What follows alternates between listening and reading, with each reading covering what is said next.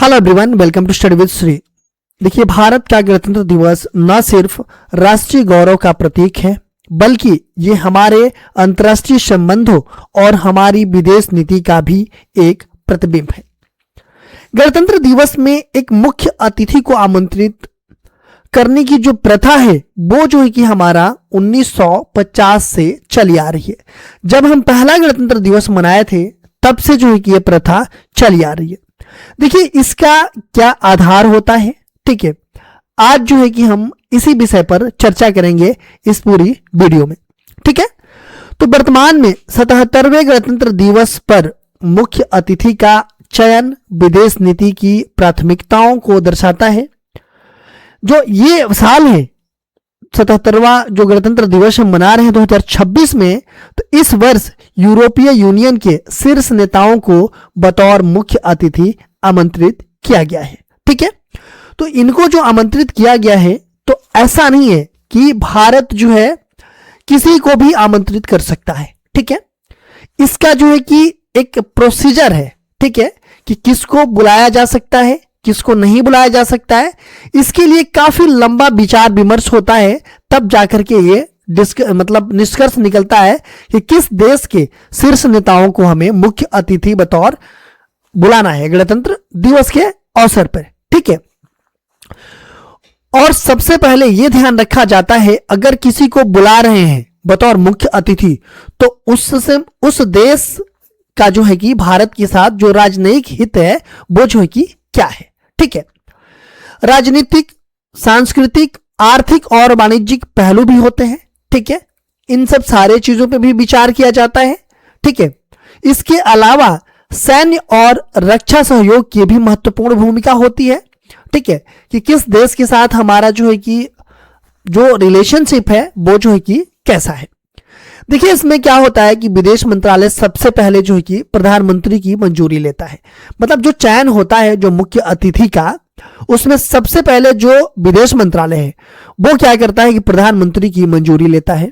फिर प्रधानमंत्री की मंजूरी के बाद क्या होता है कि राष्ट्रपति की स्वीकृति उस पर होती है, ठीक है। जब राष्ट्रपति की स्वीकृति मिल जाएगी, उसके बाद क्या होता है कि जो संबंधित देश होते हैं, ठीक है, वहां पे हमारे जो राजदूत हैं, जो हमारे देश के प्रतिनिधित्व कर रहे हैं, जो हमारे देश के प्रतिनिधि हैं, ठीक है, उन अतिथियों की उपलब्धता को जांचते हैं, परखते हैं, ठीक है। मान लीजिए किसी इंडोनेशिया में हमारे देश के जो राजदूत हैं वो क्या करेंगे कि वहां के जो शीर्ष नेता हैं, अगर उनको बुलाना है तो उनकी उपलब्धता पहले जांचेंगे, परखेंगे कि जिस टाइम पे बतौर मुख्यमंत्री हम बुला रहे हैं अपने गणतंत्र दिवस पे, उस टाइम पे उनकी उपलब्धता है या नहीं है, ठीक है। अगर उनकी उपलब्धता होती है, ठीक है, तो एक औपचारिक बातचीत होती है, और बातचीत होने के बाद से हरी झंडी मिल जाती है कि हाँ ठीक है। उसके बाद से क्या होता है कि उनको आमंत्रण भेजा जाता है, ठीक है। उसके बाद से जो है कि उनको आमंत्रण भेजा जाता है। देखिए, सबसे पहले जो है कि 1950 में हमारे देश में जो है कि कौन आया था मुख्य अतिथि बतौर गणतंत्र दिवस पे, तो वो जो है कि इंडोनेशिया के राष्ट्रपति थे। उनका नाम जो है कि आप लोग कमेंट बॉक्स में बताएंगे, ठीक है। इतना मैंने बता दिया कि सबसे पहला जो हमारा गणतंत्र दिवस हुआ था उस पे बतौर मुख्य अतिथि इंडोनेशिया के राष्ट्रपति सुकर्णो को जो है कि आमंत्रित किया गया था, ठीक है। देखिए, आज के डेट में कौन आ रहा है जो हमारा 77वां गणतंत्र दिवस मनाया जाएगा अभी 26 जनवरी को, उसमें जो है कि यूरोपीय परिषद के अध्यक्ष एंटोनियो लुइस सैंटोस दा कोस्टा है, ठीक है। और यूरोपीय आयोग की जो अध्यक्ष हैं उर्सुला वान डेर लेयन है, ठीक है, ये है, ठीक है। और ये जो है कि एंटोनियो लुइस सैंटोस दा कोस्टा है।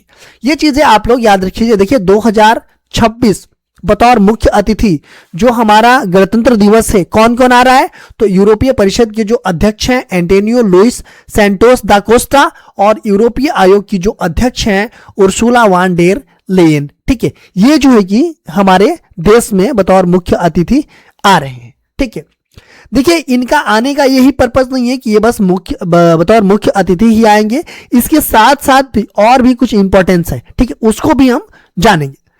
देखिए, प्रधानमंत्री मोदी के आमंत्रण पर 25 से 27 जनवरी तक 3 दिवसीय राजकीय यात्रा 27 जनवरी को 16वें भारतीय यूरोपीय संघ शिखर सम्मेलन की सह अध्यक्षता। देखिए, जो यूरोपीय यूनियन के जो अध्यक्ष आ रहे हैं वो जो है कि ये मुख्य अतिथि तो बतौर मुख्य अतिथि तो आ ही रहे हैं, लेकिन 27 जनवरी को जो 16वां भारतीय यूरोपीय संघ शिखर सम्मेलन होने वाला है, ठीक है, उसकी जो है सह अध्यक्षता करेंगे। ठीक है, देखिए, जो 15वां भारत यूरोपीय संघ शिखर सम्मेलन हुआ था वो जो है कि 15 जुलाई 2020 को हुआ था। भारत यूरोपीय संघ व्यापार मंच के आयोजन का भी संभावना है। ठीक है, इसके साथ साथ इसकी भी संभावना है कि जो भारत यूरोपीय संघ व्यापार मंच है इसके भी आयोजन की संभावना है, और भारत यूरोपीय यूनियन रणनीतिक साझेदारी और भी अधिक सुदृढ़ होगी इन सब सारी चीजों से। देखिए, जो यूरोपीय यूनियन है ये वर्ष 2004 में भी, मतलब 4 से ही रणनीतिक साझेदारी देखने को मिल रही है। ठीक है, यूरोपीय यूनियन के साथ व्यापार निवेश भी आज के डेट में बढ़ा है। देखिए, जो ये जलवायु परिवर्तन, सतत विकास, प्रौद्योगिकी, नवाचार को लेकर भी हमारे संबंध जो कि और भी बेहतर हुए हैं। ठीक है, यूरोपीय यूनियन और भारत के। देखिए, इसमें जो है कि FTA जो फ्री ट्रेड एग्रीमेंट है, जो मुक्त व्यापार है, इसको भी लेकर के बातचीत शायद इसमें जो है कि किया जाए। ठीक है, तो इससे क्या होगा कि और भी हमारे संबंध जो है कि बेहतर होंगे। ठीक है, अब हम बात कर लेते हैं एक अभ्यास प्रश्न की। मुख्य अतिथि का जो चयन है भारत की कौन सी नीति का प्रतीक है? विदेश नीति और रणनीतिक साझेदारी का, केवल घरेलू उद्योग नीति का, केवल खेल नीति का, केवल सांस्कृतिक नीति का?